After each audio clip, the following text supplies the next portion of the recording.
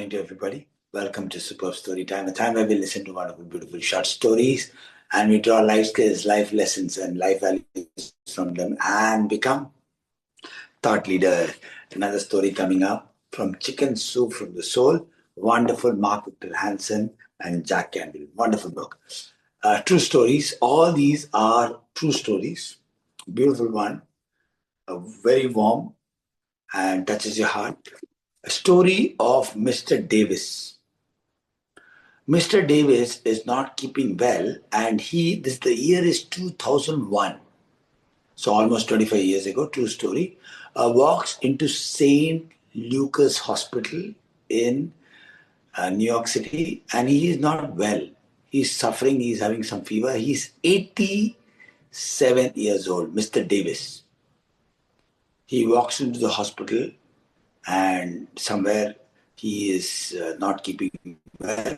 He realizes that he's not able to take care, goes to the hospital, a doctor starts his treatment. However, 21 days he's already there in the hospital, but not even a single visitor. No visitor at all. People will think, what is this? Doctors, nurses, will say, somebody should come, some family member, some friend, somebody to take care, somebody will come to see this man, but no one. So some people will start gossiping. Probably the man has done nothing and they've realized. And also his health is deteriorating. They find out that he has got acute pneumonia and his health is deteriorating. His organs are going down. He's 87-year-old. Already the age is catching up with him. And this is what happened. However, one nurse, Angelina, she decides whether somebody's coming or not, I am going to do my work with my complete heart. So every day when she walks inside the room, she will say, Mr. Davis, how are you? How are things? This, that. And he will slowly open his eyes and say, yes, I'm good. I'm okay. And Angelina, yes. Some very little will happen. She will do her level best, whatever, as a single person she could do. One day, while taking care of Mr. Davis, she finds the wallet. She finds his wallet in one of his things. And she asks Mr. Davis, if you don't mind, can I just take a look around? Mr. Davis doesn't do much, but he just nods because he is becoming more and more ill. After 21 days, not even a single visit. She opens, she sees there's a driver license from California, different things are there. Then she sees a picture. She sees a picture where Mr. Davis, the younger version, must be definitely about 20, 30 years ago, standing with so many children. So many children. It says Vermont School. On one particular date, it says in 1970s or 90s. And that was his. And then she realizes that he's a teacher. He is a teacher. Then she's surprised, but she's not getting much response from him. So what she does is she approaches the local newspaper, 2001, and she goes and tells the story that there's this man who is suffering from acute pneumonia and he doesn't have a single visitor.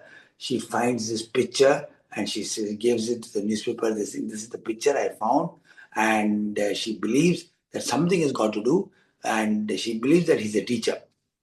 He has a last teacher photograph of him with his school students and all that. And even the newspaper agency, the newspaper company they are also moved by the story. They want to really help Mr. Davis. They print it. And 2001, now social media, 2001, it becomes viral. Yeah, in this way it becomes viral. And then people start to pour in one after the other. They come and start meeting Mr. Davis. Hospital staff is like stunned. It's not just 5 or 10, in 100 students. People came and say, Mr. Davis, you taught me how to study, you taught me how to read. One after the gifts started to come in, flowers, fruits. Many people would come with this thing and they'll come. This one lady who comes, her name is Margaret. Margaret comes and she meets. However, the response is slowly only improving because his health is deteriorating. He's 87 years old. And Margaret comes, she meets him, And she says, sir, you remember, she doesn't leave. Everybody comes and they will be there for 1 hour, 2 hours, 15 minutes, half an hour or something. But she stays back. She says, Mr. Davis, you remember me? Mr. Davis doesn't open much. Mr. Davis, you taught me everything. Today, my life, whatever success I have, you have a small part to play in it. You have a part to play in it. Mr. Davis, please. Mr. Davis opens the eyes and he just says, hi, Margaret. Starts to smile. Starts to smile. And then now 21 days, now another 7, 8 days happened. Things started to improve. His health starts to improve. His health starts to become much more better. And in the next about another 15, 20 days, he starts to get up from the bed. He starts having more and more visitors and all that. Then some other students come and share that he was such a good teacher. He was dedicated to teaching and helping everybody so much that he decided not to have a family. He didn't have a family. He was the oldest in the family survival. All his brothers, sisters, there were about 4 or 5 brothers, and they're all brother and one sister. None of them are living, but he is still the living. He did not marry. He did not have any children. His school was his home, and all his students were his family. He became a national celebrity, and then he received the best at the age of, the craziest part is he finally got discharged from the hospital. He recovered from pneumonia, acute pneumonia, where he was not supposed to live actually. Other doctors and all said that he's deteriorating. It's just a matter of days. And just because of that one nurse, Angelina, this man went on to live till the age of 98. True story from this. And when he died, it has been reported that there was close to about 5,000 people. 5,000 people came for his last rites, last ceremonies. 5,000 people attended, and whom they thought, and the doctors had thought, nobody cares of this person. The way how the world is, people are more inclined towards income, how much money they have made. The success is measured in terms of how much of money, how much of cars, how much homes, how many foreign visits, how many things you own. However, time and again it has been proven it is the impact, not the income, that will actually leave a legacy behind.